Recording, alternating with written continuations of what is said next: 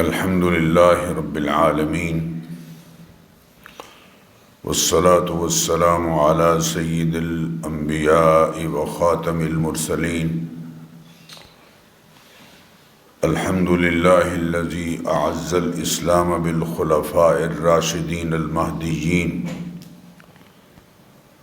والصلاة والسلام على قائد الغر المحجلين من الأنصار والمهاجرين وعلى آله وصحبه من الصديقين والشهداء والصالحين أما بعد فأعوذ بالله من الشيطان الرجيم بسم الله الرحمن الرحيم قال الله تبارك وتعالى والذي جاء بالصدق وصدق به أولئك هم المتقون وقال رسول الله صلى الله عليه وسلم إن الله تعالى اختار أصحابي على العالمين سوى النبيين والمرسلين واختار لي من أصحابي أربعة يعني أبا بكر وعمر وعثمان وعليا فجعلهم أصحابي وقال في أصحابي كلهم خير صدق الله وصدق رسوله النبي الكريم۔ محبت سے درود شریف پڑھ لیجئے سب حضرات، اللہم صلی وسلم وبارک۔ بہت محترم بزرگوں اور عزیز بھائیوں، 22 جمادی الثانی سیدنا صدیق اکبر رضی اللہ تعالی عنہ کا یوم وفات ہے۔ آج کی مساجد کے اکثر خطبہ سیدنا صدیق اکبر رضی اللہ تعالی عنہ کے مناقب، فضائل اور ان کے دور خلافت میں ان کے دور رس اقدامات پر گفتگو کریں گے۔ میں نے جو نبی اکرم صلی اللہ تعالی علیہ وسلم کا ایک ارشاد مبارک ابھی گفتگو کے آغاز میں پڑھا ہے، اس کے ترجمے سے اپنی بات شروع کرتا ہوں۔ امام قرطبی رحمہ اللہ نے اپنی معروف تفسیر کی کتاب الجامع لاحکام القرآن میں ان احادیث کو نقل کیا ہے، ذکر فرمایا ہے۔ سیدنا جابر رضی اللہ تعالی عنہ سے مرفوعاً یہ ارشاد نبوی منقول ہے، آپ صلی اللہ علیہ وسلم نے فرمایا اللہ تعالیٰ نے سارے جہانوں میں سے میرے اصحاب کو چنا ہے، منتخب فرمایا ہے، سوائے انبیاء اور مرسلین کے ان کا درجہ اللہ تعالیٰ نے بلند فرمایا ہے۔ اور پھر میرے اصحاب میں سے 4 افراد کو خاص طور پر چنا، یعنی ابو بکر رضی اللہ تعالی عنہ، حضرت عمر رضی اللہ تعالی عنہ، سیدنا عثمان رضی اللہ تعالی عنہ اور سیدنا علی کرم اللہ وجہہ۔ جبکہ دوسری روایت میں جو حضرت عویم ابن ساعدہ سے ہے، الفاظ نبی اکرم صلی اللہ تعالی علیہ وسلم کے اس طرح سے ذکر فرمائے گئے کہ نبی اکرم صلی اللہ علیہ وسلم نے فرمایا ان اللہ تبارک و تعالی اختارنی واختار لی اصحابی، اللہ تبارک و تعالی نے انسانوں میں سے مجھے چنا ہے اور میرے لیے میرے اصحاب کو چنا ہے۔ فجعل لی منہم وزراء و اختانا و اسحارا، اور پھر ان صحابہ کو میرا نائب بنایا ہے، وزیر بنایا ہے۔ ان میں سے کچھ میرے داماد ہیں، سیدنا عثمان رضی اللہ تعالیٰ عنہ اور سیدنا علی کرم اللہ وجہہ، و اسحارن، اور کچھ کو میرے سسرال میں سے بنایا، سیدنا صدیق اکبر رضی اللہ تعالیٰ عنہ اور سیدنا عمر رضی اللہ تعالیٰ عنہ۔ یہ دونوں ہستیاں نبی اکرم صلی اللہ تعالیٰ علیہ وسلم کے سسر بھی ہیں، اور پہلے دو نام لیے گئے حضرت عثمان اور حضرت علی رضی اللہ عنہما، وہ آپ کے داماد ہیں۔ فمن سبہم، اور فرمایا کہ جو خدا نخواستہ ان پر سب و شتم کرے گا، انہیں گالیاں دے گا، ان کے بارے میں بدزبانی کرے گا، فعلیہ لعنۃ اللہ والملائکۃ والناس اجمعین، اس پر اللہ کی، فرشتوں کی اور تمام انسانوں کی لعنت ہو۔ لا يقبل اللہ منہ یوم القیامت صرفا ولا عدلا، قیامت کے دن اس کی جانب سے اللہ نہ فرض قبول کریں گے نہ نفل قبول کریں گے۔ اسی طرح ایک اور روایت امام قرطبی نے ذکر کی جو سیدنا ابو ہریرہ رضی اللہ تعالیٰ عنہ سے منقول ہے۔ فرماتے ہیں قال رسول اللہ صلی اللہ علیہ وسلم، نبی اکرم صلی اللہ علیہ وسلم نے فرمایا، لا تسبوا اصحابی، خبردار میرے صحابہ کو گالی مت دینا، ان کے بارے میں کوئی ایسا کلمہ زبان سے نہ نکالنا جو بدزبانی سمجھا جائے۔ فوالذی نفسی بیدہ، اس ذات کی قسم جس کے قبضہ قدرت میں میری جان ہے،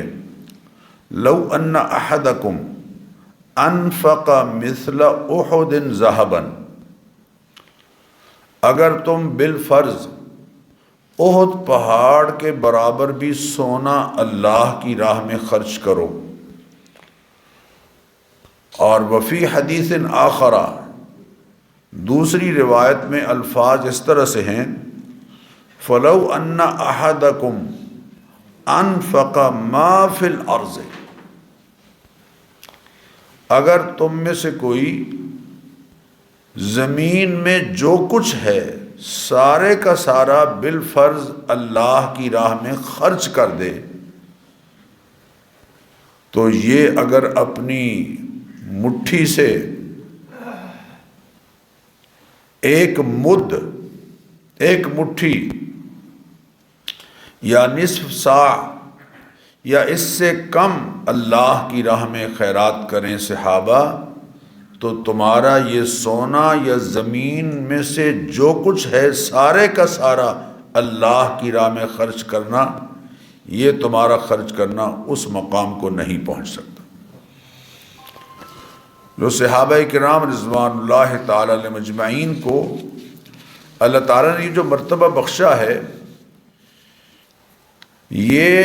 نبی اکرم صلی اللہ علیہ وسلم سے نسبت کی وجہ سے بخشا ہے۔ آپ صلی اللہ علیہ وسلم نے ارشاد فرمایا، من احبہم، جو ان سے محبت کرے گا، فبحبی احبہم، وہ میری محبت کی وجہ سے ان سے محبت کرے گا، ومن ابغضہم فببغضی ابغضہم، اور جو خدا نخواستہ ان سے بغض رکھے گا، اس نے دراصل میرا بغض سینے میں پال لیا ہے۔ فببغضی ابغضہم، وہ میرے بغض کی وجہ سے ان سے بغض کر رہا ہے۔ ومن آذاہم فقد آذانی، اور جس نے انہیں تکلیف پہنچائی اس نے مجھے تکلیف پہنچائی، میرا دل دکھایا۔ خصوصاً اللہ تعالیٰ نے سیدنا صدیق اکبر رضی اللہ تعالی عنہ کو صحابہ کرام میں وہی مرتبہ اور مقام بخشا ہے جو جماعت انبیاء علیہ السلام میں محبوب کریم علیہ السلام کو بخشا ہے۔ یہ نبی اکرم صلی اللہ علیہ وسلم کے ساتھ تعلق میں کئی حوالوں سے پہلے نمبر پر ہے۔ میں اسے بیان نہیں کرتا کہ کہاں کہاں ان کا پہلا نمبر ہے، لیکن یہ تو سب کو تسلیم ہے کہ بالغ مردوں میں ایمان لانے میں سیدنا صدیق اکبر رضی اللہ تعالیٰ عنہ پہلے نمبر پر۔ صحیح بخاری کی 3666 نمبر حدیث میں نبی اکرم صلی اللہ علیہ وسلم کا ایک ارشاد گرامی نقل کیا گیا۔ حضرت ابو ہریرہ فرماتے ہیں حضور اکرم صلی اللہ علیہ وسلم نے فرمایا، من انفق زوجین فی شیء من الاشیاء فی سبیل اللہ دعی من ابواب الجنہ، جو صاحب ایمان اللہ کی راہ میں چیزوں کا جوڑا جوڑا خیرات کرے گا، کپڑے دے رہے ہیں تو 2 جوڑے، کوئی چیز بھی دے رہے ہیں، 2 چیزیں کر کے جوڑا جوڑا کر کے چیزوں میں اللہ کی راہ میں خیرات کر رہا ہے، تو اسے جنت کے سب دروازوں میں سے پکارا جائے گا اور یہ کہا جائے گا، یا عبداللہ ھذا خیر، اے اللہ کے بندے یہ دروازہ تیرے لیے بہتر ہے۔ آپ صلی اللہ علیہ وسلم نے ارشاد فرمایا، فمن کان من اہل الصلاۃ دعی من باب الصلاۃ، جو نماز کا پابند ہوگا اسے باب الصلاۃ یعنی نماز کے دروازے سے بلایا جائے گا۔ ومن کان من اہل الجہاد دعی من باب الجہاد، اور جو جہاد میں باقیوں سے ممتاز ہوگا اللہ تعالیٰ اس کو باب الجہاد سے بلائیں گے۔ اور جو من اہل صدقہ ہوگا اللہ تعالیٰ کے فرشتے اس کو باب الصدقہ سے بلائیں گے۔ اور جو روزوں کے حوالے سے، نفلی روزوں کے حوالے سے بہت آگے ہوگا، دعی من باب الصیام و باب الریان، اس کو باب الصیام سے بلایا جائے گا یا باب الریان سے فرشتے اس کو بلائیں گے اور کہیں گے آپ اس دروازے سے داخل ہوئیے۔ تو اتنی دیر میں مجلس میں سیدنا صدیق اکبر رضی اللہ عنہ موجود تھے۔ وہ عرض کرنے لگے کہ یا رسول اللہ،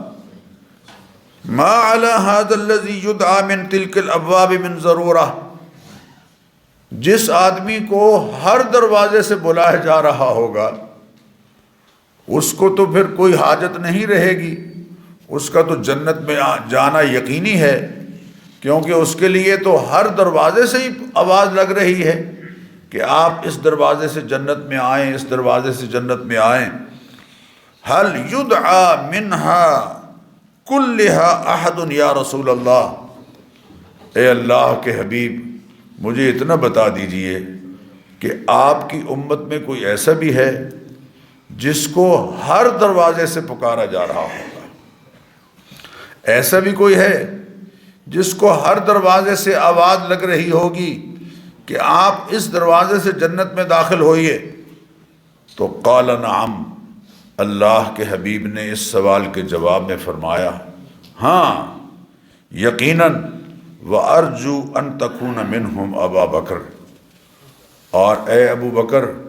مجھے امید ہے کہ تم ان میں سے ہوگے جن کو جنت کا ہر دروازہ بلا رہا ہے۔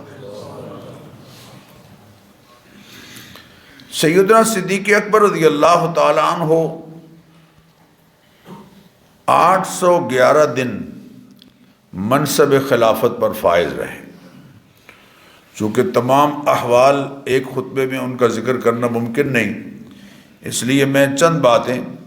اس حوالے سے عرض کروں گا۔ 811 دن منصب خلافت نبوی پر فائز رہے۔ آپ نے ایسے فیصلے کیے اس دوران کہ جن سے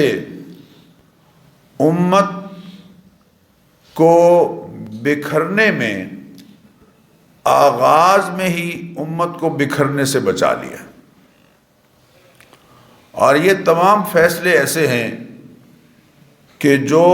دور خلافت کے سنہری زمانے کی بنیاد بنے۔ دور خلافت، سنہری دور خلافت کی بنیاد بنے۔ امت مسلمہ کو جو اولین درپیش مسائل رحلت نبوی کے بعد پیش آئے، جس سے خدشہ تھا کہ امت بالکل بکھر کر رہ جائے گی، حضرت صدیق اکبر رضی اللہ تعالیٰ عنہ نے بہت نمایاں قائدانہ کردار ادا کیا، اور وہ اس قدر اہم رہا کہ سیدنا ابو ہریرہ رضی اللہ تعالیٰ عنہ فرماتے ہیں، مقام فی الردۃ مقام الانبیاء۔ فتنہ ارتداد میں حضرت ابو بکر صدیق رضی اللہ تعالیٰ عنہ نے وہ قائدانہ کردار ادا کیا، اور آپ نے وہ کام کیا جو پیغمبروں کے کرنے کا تھا۔ اگرچہ یقینی بات ہے پیغمبر نہیں ہیں، لیکن مقام ایسا اللہ نے بلند فرمایا اور کردار ایسا ادا کیا کہ جو انبیاء علیہم الصلاۃ والتسلیمات کے کرنے کا۔ چنانچہ منصب خلافت سنبھالتے ہی جو مختلف فتنے جنہوں نے سر اٹھایا اور انتہائی پریشان کن حالات پیدا ہو گئے، تو اس دور میں امت کو داخلی تحفظ، اعتقادی پختگی کے ساتھ اشاعت دین اور ظلم کے خاتمے اور عدل کے قیام اور اللہ تعالیٰ کے اقتدار کی رٹ کو یقینی بنانے کے لیے اور یقینی طور پر قائم رکھنے کے لیے امت کو جہاد کی راہ پر ڈالا، اور جو فتنے تھے ان کو کس طرح سے کنٹرول کیا۔ سبحان اللہ، ایک بے مثال کردار ہے سیدنا صدیق اکبر رضی اللہ تعالیٰ عنہ کا۔ آپ نے منصب خلافت سنبھالتے ہی اپنے پہلے خطبے میں منصب خلافت کو قبول کرنے کی وجہ بیان فرمائی۔ یہ بہت توجہ طلب بات ہے۔ آپ نے خطبے میں ارشاد فرمایا، واللہ ما کنت حریصا علی الامارۃ یوما ولا لیلۃ قط۔ مجھے اللہ کی قسم ہے، مجھے مسلمانوں کی قیادت سنبھالنے کا شوق کبھی بھی نہیں رہا ہے، نہ کبھی کسی رات کو، نہ کبھی کس دن میں۔ ولا کنت فیہا راغبا، اور مجھے اس کی رغبت کبھی نہیں رہی۔ ولا سألتها اللہ عز وجل فی سر وعلانیۃ، اور میں نے کبھی اللہ تعالیٰ سے یہ منصب کبھی نہیں مانگا، نہ چپکے نہ ظاہر طور پر، لیکن مجھے امت کے فتنے میں پڑنے کا ڈر تھا۔ لہذا امت کو ایک بڑے فتنے سے بچانے کے لیے میں نے یہ منصب قبول کیا ہے۔ وَمَا لِي فِي الْأَمَارَةِ مِن رَاحَةٍ، اور مجھے اس منصب کو، یعنی منصب خلافت کو قبول کرنے میں کوئی راحت نہیں ہے۔ وَلَكِنْ قُلِدْتُ أَمْرًا عَظِيمًا، میرے کندھوں پر ایک ایسا وزن ڈال دیا گیا ہے جو بہت زیادہ وزن ہے۔ وَمَا لِي بِهِ مِن طَاقَةٍ، اور مجھے اس کی طاقت نہیں ہے۔ اور نہ کوئی یعنی مجھے دسترس ہے الا بتقویۃ اللہ تعالی، ہاں اللہ تعالیٰ مجھے طاقت اور قوت بخشیں گے تو اس کی بنیاد پر اس منصب کا حق میں ادا کر سکوں گا۔ میرے بزرگوں اور دوستو، سیدنا صدیق اکبر رضی اللہ تعالی عنہ نے بیعت خلافت کے 3 یا 7 دن بعد منبر رسول پر کھڑے ہو کر یہ الفاظ فرمائے۔ یہ بات میں اس لیے عرض کر رہا ہوں کہ خلافت صدیق اکبر رضی اللہ تعالیٰ عنہ کو متنازع قرار دینے والے، ان کو یہ حقائق معلوم ہونے چاہیے، اور کم از کم ہمیں معلوم ہونے چاہیے۔ آپ نے ارشاد فرمایا ایھا الناس، منبر پر ہیں، منبر نبوی پر، اور خطاب فرما رہے ہیں اور فرماتے ہیں اے لوگو اذکروا اللہ، اللہ کو یاد کرتے ہوئے مجھے بتاؤ، ایما رجل ندم علی بیعتی، آپ میں سے کسی شخص کو میری بیعت کے قبول کرنے پر اگر ندامت ہے تو وہ اپنے پاؤں پر کھڑا ہو جائے۔ پورے بھرے اجتماع میں اگر کسی کو میری بیعت پر کوئی ندامت ہے تو وہ اپنے پاؤں پر کھڑا ہو جائے اور لوگوں کے سامنے اپنی بات رکھے۔ اس پر سیدنا علی کرم اللہ وجہہ کھڑے ہو گئے۔ آپ کے پاس تلوار تھی، آپ تلوار کو ٹیکتے ٹیکتے سیدنا صدیق اکبر رضی اللہ تعالیٰ عنہ کے اتنے قریب چلے گئے کہ آپ نے اپنا ایک پاؤں منبر کے زینے پر اور دوسرا نیچے کنکریوں پر رکھا اور فرمایا واللہ لا نقیلک ولا نستقبلک قدمک رسول اللہ صلی اللہ علیہ وسلم فماذا یؤخرک، اللہ کی قسم ہم آپ کی بیعت نہ فسخ کریں گے اور نہ آپ کی سبکدوشی کو پسند کریں گے، ہم آپ کی بیعت توڑیں گے نہیں، اور آپ سے بھی یہ بات نہیں چاہیں گے کہ آپ خلافت سے دستبردار ہو جائیں۔ آپ کو اللہ کے رسول نے آگے کیا ہے، کون ہے جو آپ کو پیچھے کرے؟ نماز کے لیے آپ کو مصلی پر اللہ کے حبیب صلی اللہ علیہ وسلم نے کھڑا کیا۔ 17 نمازیں نبی اکرم صلی اللہ تعالی علیہ وسلم حجرہ مبارکہ میں موجود ہیں اور صدیق اکبر رضی اللہ تعالیٰ عنہ نے پڑھائیں۔ میرے بزرگوں اور دوستو، کوئی بھی کامیاب لیڈر اور کوئی بھی کامیاب قائد اور کمانڈر وہ ہوتا ہے جو حقائق کو حقیقت کی نظر سے دیکھ کر قوم کو حوصلے اور ہمت سے کام لینے کی تعلیم دیتا ہے۔ حالات بڑے خراب، ہر طرف انتشار کی کیفیت منافقین نے پیدا کر دی ہے، بعض قبائل مرتد ہو گئے ہیں، لوگ پریشان حال ہیں۔ ایک صحابی فرماتے ہیں ہم ایسے ہو گئے جیسے بارش میں بھیگی بکری ہوتی ہے۔ ان حالات میں جبکہ دشمنوں کی جانب سے حملے کا شدید خدشہ ہے، امام بیہقی نے دلائل النبوہ میں حضرت صدیق اکبر کا ایک خطبہ نقل کیا ہے، اس کا ترجمہ میں آپ کو سنا رہا ہوں۔ آپ نے فرمایا اللہ، سارا خطبہ نہیں، چند الفاظ، آپ نے فرمایا اللہ کی قسم، واللہ اللہ کی قسم ہمیں ہرگز پرواہ نہیں کہ کون ہمارے خلاف لشکر جمع کرتا ہے، یقیناً اللہ کی تلواریں سوتی ہوئی ہیں، ہم نے رحلت نبوی کے بعد انہیں میان میں نہیں ڈالا ہے۔ ذرا دیکھیے کیسے جرأت مندانہ خطبہ ہے، حوصلہ ہے پوری جماعت کو، پوری امت کو، پورے طبقے کو۔ اور ہمارے خلاف جو بھی دست بستہ ہوگا ہم اس کے خلاف جہاد اسی طرح سے کریں گے جس طرح ہم نبی اکرم صلی اللہ علیہ وسلم کی معیت میں کرتے تھے۔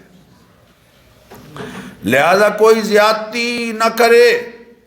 اور نہ حد سے بڑھے۔ اگر کوئی ایسا کرے گا تو اس زیادتی کا اور ظلم کا انجام یقیناً پھر اسی کے لیے ہوگا۔ آپ دیکھیں اس خطبے میں کتنا حوصلہ ہے۔ ایک اور خطبہ ارشاد فرمایا بالکل آغاز میں ہی، اس میں یہ جملہ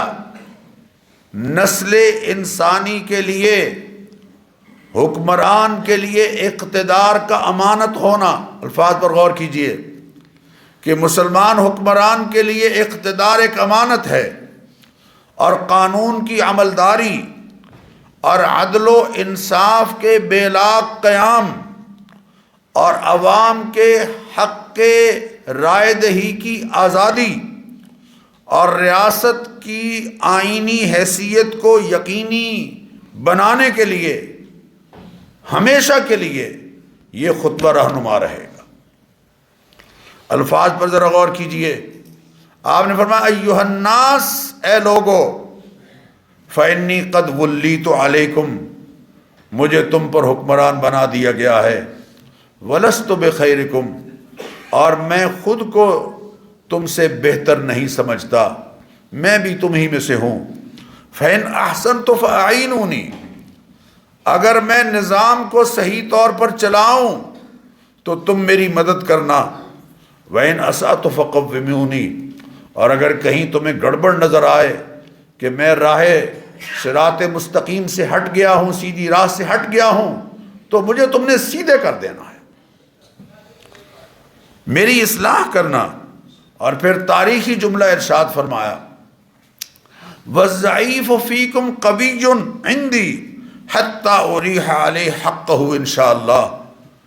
تم میں سے کوئی اگر کمزور ہے اور اپنا حق حاصل نہیں کر سکتا تو وہ میرے لیے کمزور نہیں، قوی ہے، جب تک میں اللہ کی توفیق سے اس کا حق اس کو نہ دلا دوں۔ وَالْقَوِيُّ فِيكُمْ ضَعِيفٌ عِنْدِي، اور تم میں سے طاقتور جو خود کو قانون سے بالا سمجھتا ہے اور خود کو سمجھتا ہے کہ اس پر قانون کی دسترس نہیں ہو سکتی، وہ قوی میرے ہاں کمزور رہے گا، حتی آخذ الحق منہ، یہاں تک کہ اس سے میں حق لے کر حقدار کے سپرد نہ کر دوں انشاءاللہ۔ کیا جملہ ہے! مظلوم کا حق وصول کر کے اس کے سپرد کرنا۔ منصب خلافت سنبھالنے کے بعد کئی اہم اقدامات کیے۔ مثلا ریاستی نظام کو منظم کرتے ہوئے ایک قدم یہ کیا، اٹھایا کہ مختلف علاقوں کے گورنر اور عاملین مقرر کیے، اور آج کے دور کی سیاست کو سامنے رکھتے ہوئے سیدنا صدیق اکبر رضی اللہ تعالیٰ عنہ کے یہ الفاظ ذرا سنیے۔ شام کے علاقے میں سیدنا ابو سفیان رضی اللہ تعالیٰ عنہ کے بڑے بیٹے، ان کو علاقے کا امیر مقرر کرتے ہوئے ارشاد فرمایا کہ تم جا تو رہے ہو، لیکن میں تمہیں 10 باتوں کی نصیحت بھی کی، میں نہیں دوہرا رہا۔ جا رہے ہو، مجھے وہاں تمہاری کچھ رشتہ داریاں بھی ہیں، اور مجھے ڈر ہے کہ تمہارے منصب کی وجہ سے کوئی تمہیں اس بات پر مجبور کرے کہ مسلمانوں کے کسی علاقے کی کسی منصب پر اسے فائز کر دیا جائے۔ اللہ اکبر! خبردار اس سے گریز کرنا۔ من ولی من امر المسلمین شیئا، اس لیے کہ میں نے نبی اکرم صلی اللہ علیہ وسلم کا یہ ارشاد مبارک سنا ہے کہ اللہ تعالیٰ جسے مسلمانوں کا کوئی منصب عطا کرے، مسلمانوں کی ریاست میں کوئی منصب عطا کرے، فَأَمَّرَ عَلَيْهِمْ أَحَدًا مَحَابَّةً، تو وہ اپنے منصب سے فائدہ اٹھاتے ہوئے کسی اپنے رشتہ دار کو محبت کی بنیاد پر، میرٹ کی بجائے تعلق کی بنیاد پر، وہ تعلق سیاسی ہو، وہ تعلق خونی رشتے کا ہو، کوئی تعلق بھی ہو، میرٹ کی بجائے اپنے اس تعلق کی بنیاد پر اس کو فائز کر دیتا ہے کسی منصب پر، کسی ذمہ داری پر اس کو لگا دیتا ہے، فعلیہ لعنت اللہ والملائکۃ والناس اجمعین، اللہ تعالیٰ کی اس پر لعنت ہوگی، فرشتوں کی، تمام انسانوں کی، لا يقبل اللہ منہ صرفا ولا عدلا حتی يدخلہ جہنم، اللہ اس کا نہ فرض قبول کر دیں گے نہ نفل قبول کریں گے جب تک کہ اسے جہنم میں داخل نہ کر دیں۔ آپ صدیق اکبر رضی اللہ تعالیٰ عنہ نے عاملین کے تقرر میں اس بات کا ہمیشہ خیال رکھا کہ میرٹ کی بنیاد پر تقرر کیا جائے، نبوی فیصلوں کو بلا کم و کاست جاری کیا، باقی فدق کا فیصلہ قرآنی آیات اور تعلیمات نبویہ کے مطابق کیا۔ سیدنا اسامہ رضی اللہ تعالیٰ عنہ کی قیادت میں نبی اکرم صلی اللہ علیہ وسلم نے شام کی جانب 700 صحابہ کا لشکر روانہ کرنے کا فیصلہ کیا تھا۔ یہ لشکر قریب ہی تھا مدینہ منورہ سے باہر کہ حضور اکرم صلی اللہ علیہ وسلم کی رحلت کی خبر آ گئی، تو چنانچہ کچھ لوگوں نے حضرت اسامہ کے لشکر کو ملکی حالات کی خرابی کے پیش نظر مدینہ منورہ واپس بلانے اور مدینہ منورہ میں رہنے کا مشورہ دیا، تو آپ نے ارشاد فرمایا سبحان اللہ، کیا جرأت مندانہ قدم ہے اور کیا قیامت تک آنے والے حکمرانوں کو تعلیم ہے، والذی نفس ابی بکر بیدہ، اس ذات کی قسم کے جس کے قبضہ قدرت میں ابو بکر کی جان ہے،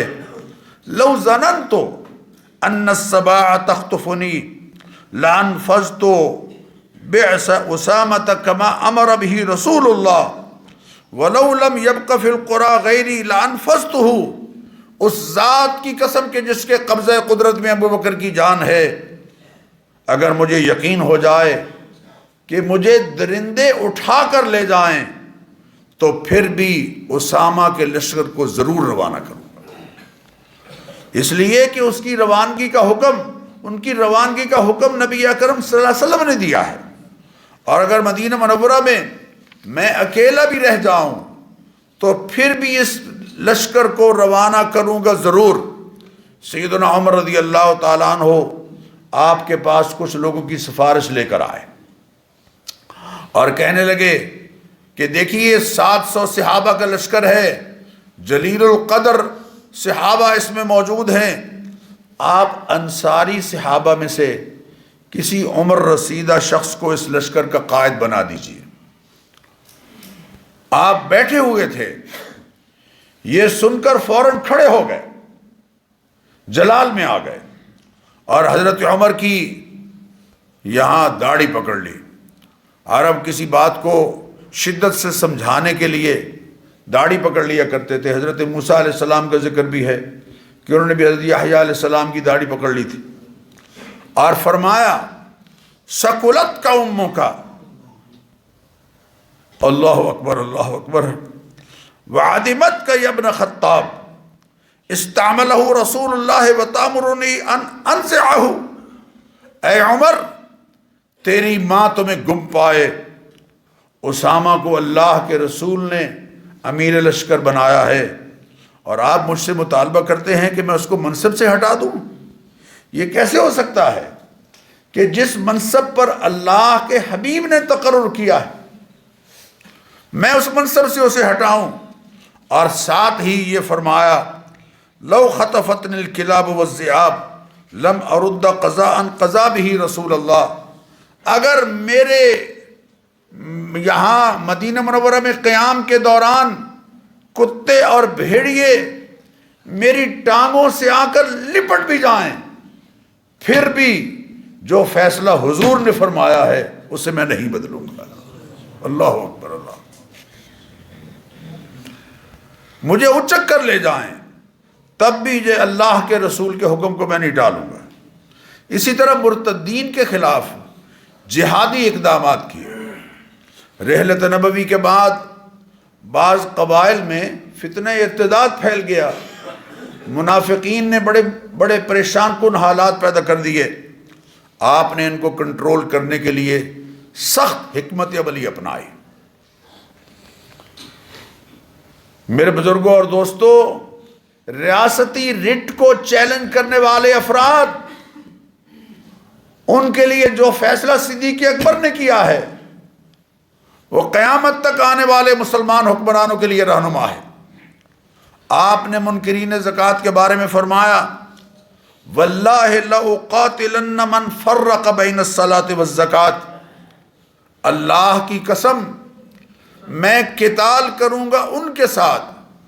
جو نماز اور زکوٰۃ میں فرق کر رہے ہیں کہ ہم نماز تو پڑھیں گے لیکن زکوٰۃ نہیں دیں گے۔ فإن الزکوٰۃ حق المال، اس لیے کہ زکوٰۃ یہ مالی حق ہے اللہ کا جو دینا ہے لازماً، اور خاص طور پر اموال ظاہرہ میں ریاست کو یہ حق ہے کہ اموال ظاہرہ میں زکوٰۃ وصول کرے، اور اس کا نظام نبی اکرم صلی اللہ علیہ وسلم نے قائم کیا۔ واللہ لو منعونی عناقا کانوا یؤدونہ الی رسول اللہ لقاتلتہم علی منعہا، اگر اللہ کی قسم بکری کا ایک میمنہ چھوٹا بچہ دور نبوی میں نبی اکرم صلی اللہ علیہ وسلم کو دیا کرتے تھے اور مجھے اس نہیں دیں گے تو میں ان کے ساتھ جنگ کروں گا۔ بلکہ ایک الفاظ دوسری بات میں ہے، واللہ لو منعونی عقالا کانوا یؤدونہ الی رسول اللہ لقاتلتہم علی منعہ، ایک رسی بھی اگر روکیں گے جو زکوٰۃ کے مال میں دیا کرتے تھے اور دور نبوی میں اور آج نہیں دے رہے ہیں، میں ان کے ساتھ جنگ کروں گا۔ مقصد کیا تھا؟ مقصد یہ تھا کہ نظام میں جو اللہ کے نبی نے قائم کیا ہے اس میں دراڑ نہیں آنی چاہیے۔ حضرت عمر رضی اللہ تعالیٰ نے مشورہ دیا کہ مہربانی کیجئے، تھوڑی سی نرمی کیجئے، حالات بڑے سخت ہیں، کوئی تھوڑی سی نرمی کیجئے۔ تو آپ نے کیا جملہ ارشاد فرمایا؟ آپ نے فرمایا، اجبار فی الجاہلیت خوار فی الاسلام، اے عمر جاہلیت میں تو بڑے زور آور تھے، بڑا تمہیں طاقتور مانا جاتا تھا، اور اسلام لانے کے بعد بزدل ہو گئے ہو۔ قد انقطع الوحی، وحی کا سلسلہ منقطع ہو گیا ہے، وتم الدین، اور دین اللہ نے مکمل کر دیا ہے، الیوم اکملت لکم دینکم واتممت علیکم نعمتی ورضیت لکم الاسلام دینا فرما کے، اینقص وانا حی، کیا دین میں کمی کی جائے گی اور میں اس حالت میں زندہ رہوں گا؟ میں زندہ رہوں اور دین میں نقص آ جائے، یہ مجھے کبھی برداشت نہیں، یہ میرے لیے ممکن نہیں ہے، نہیں ممکن کہ دین میں نقص کو میں قبول کر لوں۔ یہ ہے صدیق اکبر، جرأت کا اور ہمت کا پہاڑ۔ آپ نے مرتدین کو نصیحت آمیز خط لکھ کر انہیں پلٹنے کی تعلیم دی اور پلٹنے کی طرف متوجہ کیا۔ آپ نے اپنے دور خلافت میں مدعیان نبوت، جنہوں نے نبوت کا دعویٰ شروع کر دیا، اسود عنسی، طلحہ اسدی، سجاح بنت حارث عورت، مالک بن نویرہ اور مسیلمہ کذاب جیسے مرتدین کے خلاف جہاد کر کے عقیدہ تحفظ ختم نبوت کو رہتی دنیا تک کے لیے مستحسن مثال بنا دیا کہ عقیدہ ختم نبوت کا تحفظ کرنا ہے۔ اس کے لیے اتنے صحابہ دور نبوی میں جہاد کرتے ہوئے شہید نہیں ہوئے جتنا کہ مسیلمہ کذاب کے مقابلے میں عقیدہ ختم نبوت کے تحفظ کے لیے قربان ہوئے۔ آپ حضرت صدیق اکبر رضی اللہ تعالیٰ عنہ نے ریاست مدینہ میں مکمل اسلامی معاشرہ قائم کیا، اور تاریخ انسانی میں پہلی مرتبہ اس معاشرے میں جرائم کی کم ترین شرح سامنے آئی۔ صدیق اکبر رضی اللہ تعالیٰ عنہ نے غیر ملکی مداخلت کا سد باب کیا۔ آپ کے دور میں عراق، شام، یعنی پہلا موقع ہے صدیق اکبر کے دور میں کہ غیر ملکی جنگ ہوئی ہے، پہلی جنگ اور پہلی فتح حضرت خالد بن ولید کی قیادت میں عراق، شام وغیرہ میں اللہ کے اقتدار کی رٹ کو قائم کرنے کے لیے جہاد کیا، اور اس کے نتیجے میں 75,800 مربع میل، گویا ہر 24 گھنٹے میں 150 مربع کلومیٹر پر اسلام کا پھریرا لہرایا ہے۔ یہ دور صدیق اکبر ہے۔ آپ کی اعلیٰ فراست کی بنیاد پر آپ نے اعلیٰ فراست پر مبنی ملکی خارجہ پالیسی سے کافر حکومتوں پر اسلامی مملکت کی ہیبت بٹھا دی۔ آپ نے بیت المال تعمیر کرایا، کمانڈر ان چیف کا عہدہ آپ کی ایجاد ہے۔ حضرت خالد بن ولید کو جو 125 کے قریب جنگوں میں شریک ہوئے، کمانڈر ان چیف مقرر کیا۔ فوج کی مختلف یونٹیں اور ان کے الگ الگ افسر سب سے پہلے صدیق اکبر رضی اللہ تعالیٰ عنہ نے مقرر کیے۔ سامان جنگ کی فراہمی کے لیے گھوڑے پال اور اونٹ پال فارمز صدیق اکبر نے بنوائے، تجارت کو اوپن کیا، بدعات کا قلع قمع کیا، اور جمع و تدوین قرآن کریم، یہ دو جلدوں میں جو قرآن کریم میں اور آپ پڑھتے ہیں، اس کی تحریک تو حضرت عمر نے دی تھی، لیکن اس کے لیے کمیٹی بنائی اور اس کا نگران حضرت زید بن ثابت کو مقرر کیا،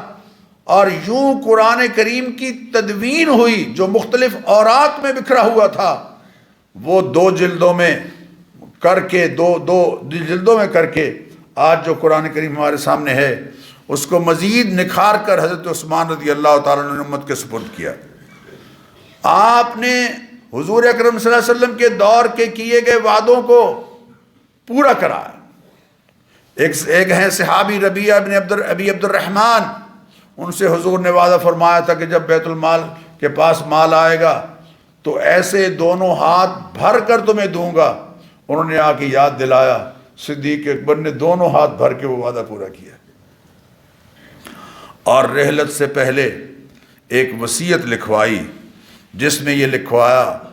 کہ انی استخلفت علیکم بعدی عمر بن الخطاب، کہ دیکھو میں اپنے بعد عمر بن خطاب کو تمہارے لیے خلیفہ مقرر کر رہا ہوں، فاسمعوا له اطیعوا، ان کی بات کو سننا ہے اور ان کی اطاعت کرنی ہے۔ اس وصیت کے ذریعے امت کو بڑے انتشار سے بچایا اور امت کے عروج اور ترقی کا سامان کر دیا، چونکہ سیدنا عمر رضی اللہ تعالیٰ عنہ کا دور 10.5 سال کا دور تاریخ اسلامی کا سنہری ترین دور ہے۔ لِيُظْهِرَهُ عَلَى الدِّينِ كُلِّهِ کا عملی دور ہے۔ ان کاموں سے فارغ ہو کر نقد جنت میں آرام فرما ہو گئے۔ 15 دن بیمار رہے، سردی میں غسل کیا، بخار ہو گیا، 15 دن بیمار رہے، اور پھر 63 سال کی عمر، اور بیٹی سے پوچھا کہ آج کیا دن ہے؟ سوموار کا دن ہے۔ اس دن ہی اللہ کے حبیب دنیا سے رخصت ہوئے تھے۔ عمر میں بھی دیکھیں ذرا، خیال کیجئے، 63 سال، اور دن بھی سوموار کا۔ اور بیٹی سے فرمایا کہ دیکھو جب میں فوت ہو جاؤں تو کفن گھر کی دھلی ہوئی چادروں میں دے دینا۔ عرض کیا کہ حضرت نئی چادروں میں آپ کو کفن دیں گے؟ فرمایا نہیں، نئی چادریں مدینہ کی کسی بیوہ عورت کے کام آ جائیں گے۔ رحلت فرمائی اور نقد جنت میں آرام فرما ہوئے، ما بین بیتی و ممبری روضۃ من ریاض الجنہ، میرے گھر اور میرے ممبر کے درمیان جو حصہ ہے یہ جنت کے ٹکڑوں میں سے ایک ٹکڑا ہے، اس ٹکڑے میں صدیق اکبر آرام فرما رہے ہیں، اور کل قیامت کے دن اپنے حبیب کریم علیہ الصلاۃ والتسلیمات کے ہاتھوں میں ہاتھ دیے ہوئے اس طرح سے اٹھیں گے جو بیان حضور فرما گئے ہیں۔ حضرت ابن عمر فرماتے ہیں ان رسول اللہ صلی اللہ علیہ وسلم، اللہ کے حبیب نے فرمایا، اللہ کے حبیب خرج ذات یوم فدخل المسجد، آپ ایک روز گھر سے باہر تشریف لائے اور مسجد میں اس حال میں داخل ہوئے، وابو بکر و عمر احدہما عن یمینہ والآخر عن شمالہ، ایک عمر اور ابو بکر اور عمر دونوں آپ کے ساتھ آ رہے ہیں، ایک دائیں جانب ہیں اور دوسرے بائیں جانب ہیں، وَهُوَ آخذ یدیہما، اور اللہ کے حبیب نے دونوں کے ہاتھ پکڑے ہوئے ہیں، اور آپ نے مسجد میں داخل ہو کے فرمایا ہَكَذَا نُبْعَثُ یوم القیامہ، قیامت کے دن جب اٹھیں گے تو ہم اس طرح سے اٹھیں گے۔ میں تو اگلی بات بھی کہتا ہوں کہ حضور اکرم صلی اللہ علیہ وسلم جس روضہ اطہر میں آرام فرما ہے، وہاں جہاں آپ کی پشت مبارک میں آپ کا سینہ بنتا ہے وہاں صدیق اکبر کا سر ہے، اور جہاں صدیق اکبر کا سینہ بنتا ہے وہاں فاروق اعظم کا سر ہے۔ آگے پیچھے ہے نا، ایسے پیچھے ہیں، آگے نہیں، آگے اللہ کے حبیب ہیں، پیچھے ہیں دونوں، چونکہ مقتدی ہیں۔ اور ایک جگہ علماء نے لکھا ہے کہ خالی ہے، وہاں حضرت عیسیٰ علیہ السلام جب تشریف لائیں گے اور رحلت فرما ہوں گے، وہ آرام فرما ہوں گے، تو قیامت کے روز اگر یہ لوگ اٹھیں گے تو اگر آگے پیچھے اٹھے تو صدیق و عمر کے آگے بھی نبی اور پیچھے بھی نبی، اور اگر دائیں بائیں ہو کر اٹھیں گے جیسے آرام فرما ہوں گے تو دائیں بھی نبی اور بائیں بھی نبی، اور جو نقد جنت میں ہوں اور داخل ہوتے ہوئے قیامت کے دن اس حال میں اٹھ رہے ہوں کہ دائیں بائیں یا آگے پیچھے نبی ہوں، ان کے بارے میں کون بے وقوف ہے جو یہ کہتا ہے کہ وہ جنت میں نہیں جائیں گے؟ جن کو اللہ نے نقد دنیا میں جنت سے جہنم سے نکال کر جنت میں جانے کا تذکرہ تو آپ کتابوں میں پڑھیں گے، لیکن یہ کیسے ہو سکتا ہے کہ جنت سے نکال کر کسی کو جہنم میں ڈالا جائے؟ اللہ ہمیں اپنے سلف سے سلف شناسی اپنے اکابر امت، دیکھو ہماری تاریخ ہجوم کی تاریخ نہیں ہے، ہماری تاریخ افراد کی تاریخ ہے، اور حضور اکرم صلی اللہ علیہ وسلم نے سڑکیں نہیں بنائیں اور پلازے کھڑے نہیں کیے، امت کو ابو بکر دیا ہے، امت کو فاروق اعظم دیا ہے، امت کو عثمان غنی دیا ہے، امت کو حیدر کرار دیا ہے، امت کو دانا قیادت بخشی ہے۔ اس پر ہمیں ایک تو اپنے سلف سے شناسہ رہنا چاہیے، اور دوسرے ان کی تاریخ کو مسخ کرنے کی جتنی کوششیں ہیں ان سے اپنے آپ کو بچانا ہے۔ اللہ ہمیں اس کا احساس نصیب فرمائے۔ وآخر دعوانا الحمد۔